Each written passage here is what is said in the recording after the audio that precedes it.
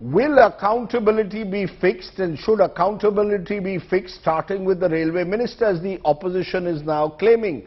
I'm joined by one of the Trinamool Congress's spokesperson, Saket Gokhale, joins me. Saket Gokhale, your party is openly calling for the resignation of the railway minister. Why? I mean, it's barely 24 hours. There hasn't even been an inquiry that is fully put the facts before the nation. You're already calling for the railway minister's head. Look, Mr. Satyasai, I mean, yes, sure, we'll wait for an investigation to happen. But prima facie, just a few facts that have emerged.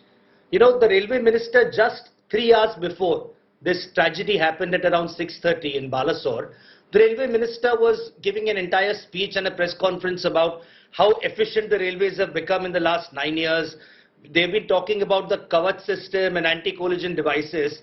We are saying this specifically because when our chairperson, Mamata Banerjee, was the railway minister, is when the anti-collision devices were first introduced. The idea was introduced around 2011-2012. That plan has been in cold storage. It's been about 11 years now. And as of today, only 1,450 kilometers, that is less than 2% of the railways network, has anti-collision devices. Now, if we are saying that prima facie there has been a signalling failure, that the train went into a loop where a goods train was parked, an anti-collision device would have given an alert and would have helped prevent this accident, or at least maybe the loss of lives would not have been this high. The question remains that on one side, the ministry keeps talking about, oh, we have brought in so much modernization, we have done this, we have done that. Why do we not have something as basic as an anti-collision device? No, but you have every right to fix accountability and question whether this Kavach or anti-collision device system should be extended across the railway network, which the government claims it's going to do. The question is the timing of it. As I said, it's less than 24 hours, just over 24 hours since this terrible accident took place. Should you not allow the railway minister, or indeed the government system, to first focus on rescue and relief? You can, come Monday morning, question the government, what is the railway minister now going to do when he claimed that the railway had been made accident-proof? All of those comments can be made. Have you all jumped the gun? Mamata Banerjee was there next to the railway minister even suggesting 500 people have died, when really the numbers as of now are less than 300. Is the Trinamool Congress using this accident to target the railway minister and indeed the BJP-led government? Look, the railway minister in that interaction with the Honorable Chief Minister, the railway minister claimed that the number was 238, which we now know is not the number. The railway minister kept telling the West Bengal Chief Minister that rescue ops are over, the final death count is 238. We now know that it's 288. So, first of all, we are not sure about how competent this minister is to begin with, number one. Number two, whether he is fit enough to supervise, whether there will be an unfair probe that will happen under his own watch when he is the railway minister, that is a big question. Number three, the biggest question here is that why does India not have a full-time railway minister? The current railway minister is holding 2 additional portfolios.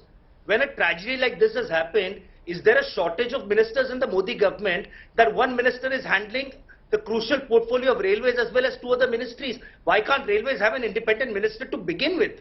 That is something that the government has not come clean on. So, the reason we are asking, yes, we could ask this tomorrow, we could ask this day after, but the point is the railway minister, we do not trust the railway minister to be able to, under his watch, have an unbiased inquiry into this. Yes, but the Modi government will turn around and say our track record on railway safety 2014 to 23 is better than the previous 10 years of the UPA government, and during those UPA years, no railway minister resigned. I know Mamata Banerjee offered to resign, but that was 2001. Lalu Prasad Yadav didn't resign after every rail accident. But the bottom line is, look, Mr. Nitish Kumar had resigned, number one. Number two, the simple fact here is this: under all the previous governments you're talking about, the railway ministry was an independent ministry. The Modi government has done away with the railway budget after they came to power. We do not have a dedicated railway minister. I just want to ask the Modi government, what is the explanation for not having a full-time railway minister? Why is the railway minister also handling communications, also handling electronics and IT? Fair point. Why is one minister given so many portfolios?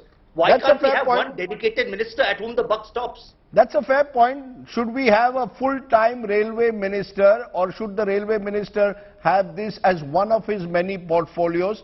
Saket Gokhale, it appears that the Trinamool Congress seems determined in a sense to up the ante on this issue, but I appreciate you joining us and giving us the position of your party. Thank you very much.